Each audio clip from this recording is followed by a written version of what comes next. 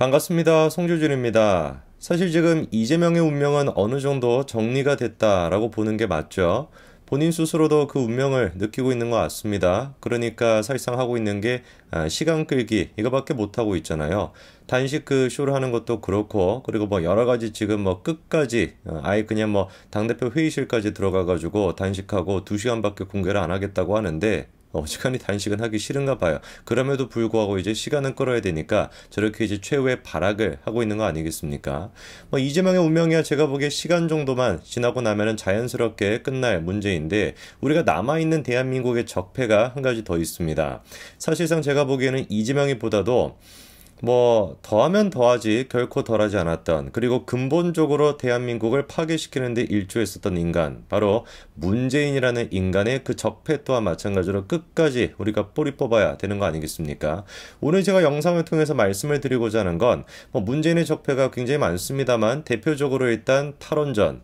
이거는 진짜 대한민국의 간첩이 아니고서야 북한의 지령을 받지 않고서야 어떻게 이런 짓을 할 수 있었지 싶을 정도로 정말 대한민국의 경제 근간을 흔들었던, 대한민국의 미래조차도 파괴를 시켰던 말도 안 되는 그런 짓거리였습니다. 그것뿐만 아니라 한 가지를 더 말씀을 드리고자 하는데, 문재인이가 마음속에 갖고 있던 또 다른 생각, 북한에다가 뭔가 에너지 자립도를 높여주겠다라고 하는 생각뿐만 아니라 러시아와 북한과 대한민국을 연결 지으려고 했다라고 하는 거. 도대체 문재인의 마음속에 어떤 생각이 있었던 것인지, 그 생각이 도대체 어떻게 러시아랑 북한과 대한민국을 연결시킨다라는 것인지, 그거를 좀 정리해 드리겠습니다. 먼저 일단 그 탈원전과 관련돼 가지고 우리한테 충격을 줬던 게 이른바 문재인의 USB였죠. 김정은을 만났을 때 그 다리 위에서, 도보다리 위에서 문재인이가 김정은한테 USB 하나를 줬고, 거기에는 대한민국은 탈원전 시키고 있었음에도 불구하고 북한은 에너지 자립도를 위해서 원전을 건설시켜 주려고 했다라고 하는 충격적인 내용이었는데요. 이게 일단 민주당 내부적으로도, 특히나 자기 스스로가 문재인의 측근이다라고 주장하는 사람들끼리도 말의 앞뒤가 맞지가 않습니다. 대표적으로 김의겸은 분명히 뭐라고 했습니까? 자기가 문재인한테 직접 확인했다라고 하면서 발전소 관련 사안이 담겨 있다. 신경제 구상을 책자 PT로 만들어가지고 거기 이제 건네줬다라고 분명히 김의겸이가 얘기를 했었고요. 그런데 이제 그 윤건영 같은 경우는 지금도 문재인의 그 그늘에서 기생충처럼 살고 있지 않습니까? 윤건영 같은 경우는 뭐라고 또 얘기를 하냐?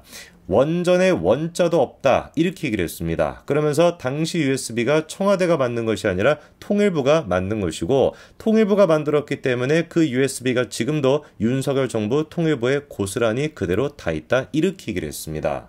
윤건혁 같은 경우는 USB 안에 발전소 얘기가 없다는 것이죠. 원전에 원자도 들어가 있지 않다라는 것이고, 거꾸로 김의겸이 같은 경우는 발전소와 관련된 사안이 분명히 들어가 있다, 이렇게 두 사람의 말이 맞지가 않습니다. 확인하는 방법은 뭐겠어요? 윤건혁이 지금 얘기한 것처럼 통일부에 있다고 했으니까 그거를 까보면 되는 거 아니겠습니까? 그리고 실제로 통일부에 그 USB가 있습니다. 다만 어떻게 된 것인지 통일부가 USB를 공개하지 않기로 결정을 했죠. 이유는 뭐였습니까? 국방 등 국익을 침해할 수가 있기 때문에 이거였습니다.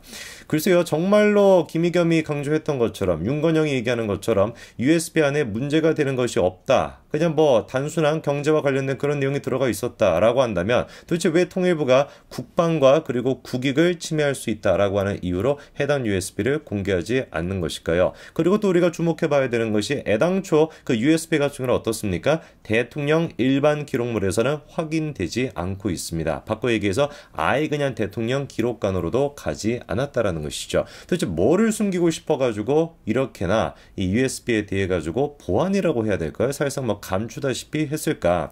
이런 어떤 정황이 한두 군데가 아니었죠, 그렇죠? 대표적으로 추미애랑 윤석열 두 사람의 갈등이 시작이 됐던 것도 사실상 이 USB를 둘러싸고, 그러니까 탈원전과 관련된 문제였습니다. 분명히 이제 검찰이 원전과 관련된 영장을 치려고 했던 그날, 참으로 공교롭게도 바로 그날 추미애가 윤석열 전 검찰총장에 대해서 직무정지를 했었죠, 그렇죠?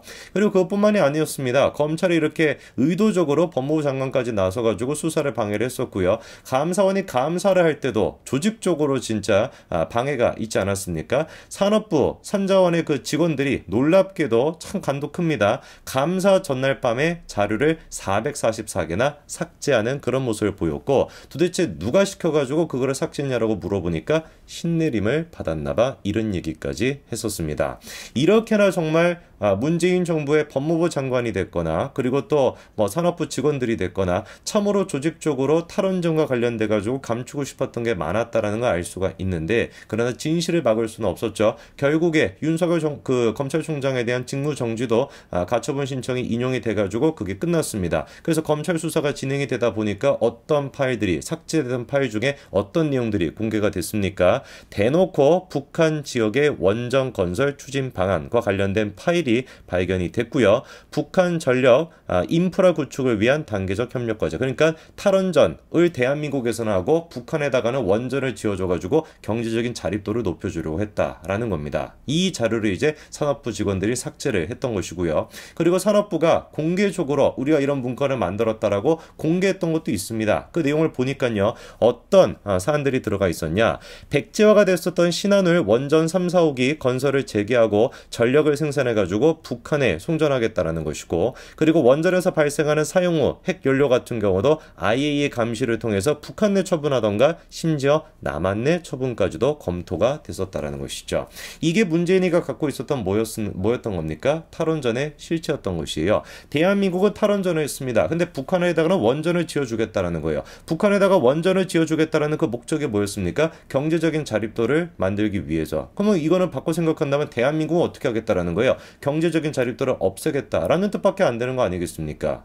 대한민국의 대통령이 북한의 김정은이가 이런 것들을 생각했다라고 한다면 그거는 지극히 정상인 것일 텐데, 대한민국의 대통령이 사실상 적국이라고 할 수 있는 북한에 대해 가지고 경제적인 자립도를 만들어주고 대한민국은 자립도를 파괴하겠다라고 한다면 이거를 도대체 우리가 어떻게 해석을 해야 되는 거겠습니까? 심지어 이제 지금도 민주당이 그 생 난리를 치고 있는 게 후쿠시마 처리수에 대해 가지고 뭐 어쩌고 저쩌고 뭐 그 얘기를 하고 앉아 있는데, 문재인 정부 때 같은 경우는 사용 후 핵 연료 북한에다가 그거를 전력을 공급하기 위해 가지고 대한민국에서는 중단을 시켰던 신한울 원전 3, 4호기를 재개시켜 가지고 전력을 만들고 그거를 북한에다가 보내주고, 그리고 그로부터 발생했던 사용 후 핵 연료는 어디에다가 또 저장을 시키겠다는 거예요. 대한민국에다가 그거를 보관시키겠다. 이것까지 검토를 했다라는 겁니다.